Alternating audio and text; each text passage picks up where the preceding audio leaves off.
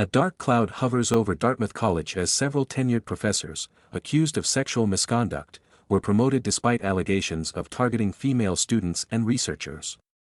Among the harrowing stories, one stands out as particularly horrific: the account of a young female Ph.D. student from India, who became one of Professor Paul Whalen's many victims.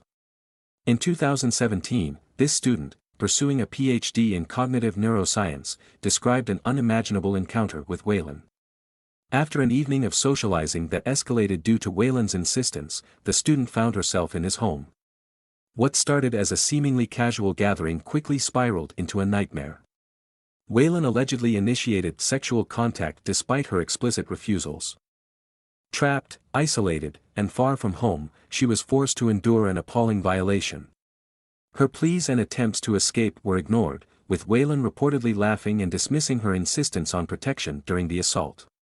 This incident, sadly, was not an isolated case.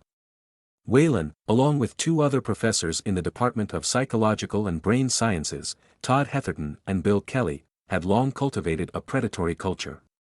Described as a 21st-century animal house, these men used their academic power to pressure female students into drinking, inappropriate behavior, and ultimately, sexual assault.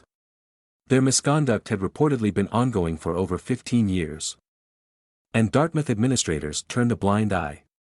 The victim's experience with Whalen epitomizes the deep betrayal and abuse of power within the walls of an Ivy League institution.